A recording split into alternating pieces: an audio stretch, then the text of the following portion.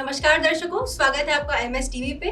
आज हमारे बीच मौजूद हैं विज्ञान क्षेत्र के जाने माने पत्रकार ऋचिक मिश्रा जी, जो कि आज तक नई दिल्ली में असिस्टेंट एडिटर के रोल में हैं। श्री राम स्वरूप मेमोरियल यूनिवर्सिटी में आपका स्वागत है सर। थैंक यू सर, जैसा कि हम जानते हैं कि आपने अपनी ग्रेजुएशन साइंस स्ट्रीम से की है और मास्टर्स जर्नलिज्म स्ट्रीम से, तो आप बताना चाहेंगे कि आपका साइंस स्ट्रीम से जर्नलिज्म की तरफ रुझान किस प्रकार हुआ?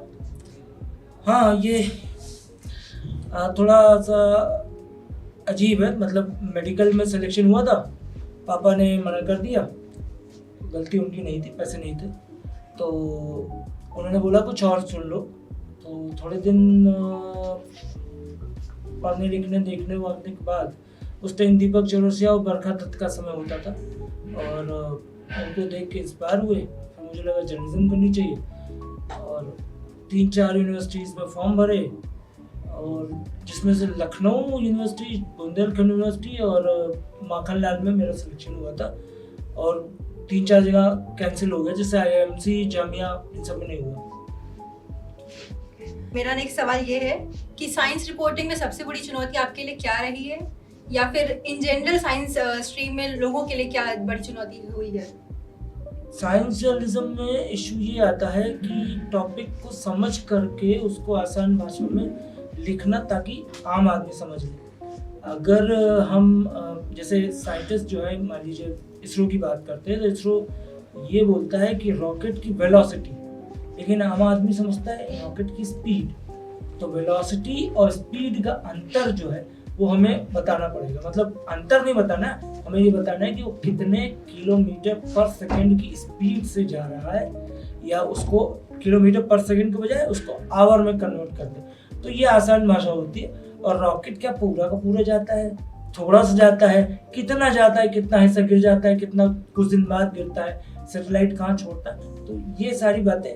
इसी तरह से जैसे प्राकृतिक आपदा आती है, तो उसको सरल भाषा में लिखना, ये सबसे बड़ी चुनौती है।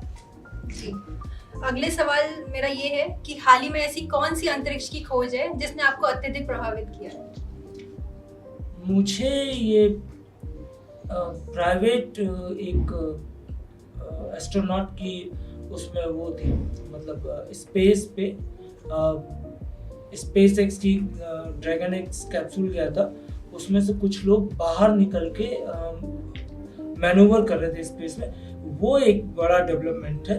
और उसके अगर कुछ साल पहले की बात, मतलब 1-2 साल पहले की बात है, तो जो अभी रिसेंट में नासा का आर्टेमिस 1 मिशन था, चंद्रमा के चारों तरफ चक्कर लगा के लौट के आया, वो बड़ा मिशन है। जी, क्या आपको लगता है कि साइंस जर्नलिज्म को भारतीय मीडिया में उसकी पर्याप्त जगह मिलती है? नहीं, ये सीजनल और त्योहार टाइप का होता है। मतलब दिल्ली और NCR जैसे जगह पे तो एडिटर्स एक्चुअली जिम्मेदार हैं। एडिटर्स ऐसे हैं कि बहुत लोगों को साइंस की नॉलेज नहीं है, और जो लोग हैं समझते हैं, वो थोड़ा बहुत कवरेज करवा देते हैं। और उस पर भी उनकी मजबूरी ये आ जाती है कि ये भाग पाना बड़ा मुश्किल हो जाता है कि रीडर क्या पढ़ेगा। जैसे चंद्रयान रीडर को बहुत पसंद आया, लेकिन आदित्य L1 नहीं पढ़ा, उतना नहीं पढ़ा गया। या स्पेडेक्स अभी लॉन्च हुआ जनवरी में। वो मिशन इंटरनेशनल, मतलब हमारा अपना स्टेशन, अंतरिक्ष स्टेशन बनने के लिए और गगनयान मिशन के लिए बहुत इम्पोर्टेंट है, लेकिन उस मिशन को किसी ने नहीं पढ़ा और समझा भी नहीं उसको। तो ये एक बड़ा इशू है। इतना स्पेस नहीं मिलता जितना मिलना चाहिए। जैसा हम जानते हैं कि हमारा ये पॉडकास्ट जर्नलिज्म के काफी स्टूडेंट्स देखेंगे, तो आप अब ये बताना चाहेंगे कि आप अपना ये साइंस के जो सोर्सेज हैं, या कैसे क्रिएट करते हैं, या फिर आप कैसे बात करते हैं, मतलब आपका इनसे मिलना कैसे होता है? किसी इवेंट में या किसी मतलब एक्सपर्ट राय लेनी हुई। अब जैसे इसरो में मेरा जो अच्छे सोर्सेज बने हैं 17-18 साल पहले, मैं सीधे गया और मिला, उनसे पूछा, बातचीत की, और उनमें से कुछ लोगों से नाम नंबर मांगे। कुछ ने दिया, कुछ ने नहीं दिया, कुछ देने के बाद भी बात नहीं करते थे। और 1-2 लोग हैं जो आज तक मेरे सोर्स हैं, बड़े अच्छे से बात करते हैं। और साइंटिस्ट हमेशा खराब मूड में नहीं रहते, अच्छे मूड में भी रहते हैं। तो उनसे अगर इत्मीनान से उनसे सही समय ले करके बात किया जाए, मतलब कि अगर वो मैसेज कर दें उनको कि वो कब फ्री हैं, तो उस टाइम उनसे बस इतना बोलो 2 मिनट चाहिए, समय चाहिए, 2 मिनट में मामला समझ में आ जाता है, वो समझा देते हैं और फिर आप अपनी कहानी लिख सकते हैं या कर सकते हैं उसको। मेरा आखिरी सवाल ये है कि जर्नलिज्म के स्टूडेंट्स को आप क्या मैसेज देना चाहेंगे?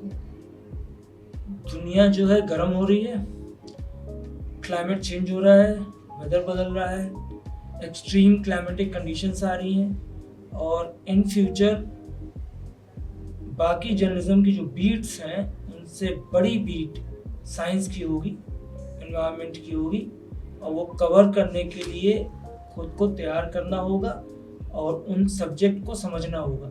ज़रूरी नहीं कि साइंस की आप सारी चीज़ कवर करो, अगर आप एनवायरनमेंट कवर करते हो तो सिर्फ एनवायरनमेंट कवर करो, स्पेस कवर करते हो तो सिर्फ स्पेस कवर करो, या ओशन कवर करते हो तो सिर्फ ओशन कवर करो। तो ऐसे आप पर्टिकुलरली हर एक डिपार्टमेंट का उसमें एक्सपर्टीज हो सकते हैं, लेकिन ओवरऑल करना चाहो ओवरऑल करो।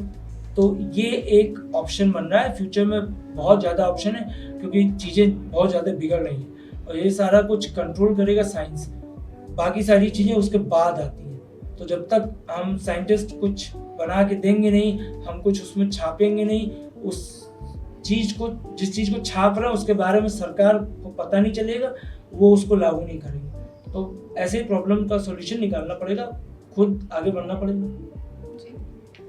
Thank you so much sir. आशा करते हैं हमारे दर्शकों को आज का ये साइंस जर्नलिज्म पे पॉडकास्ट पसंद आया होगा। मिलते हैं अगली बार एक नए विषय के साथ चर्चा पे। कैमरामैन राहुल यादव सर के साथ मैं सौम्या अग्रवाल।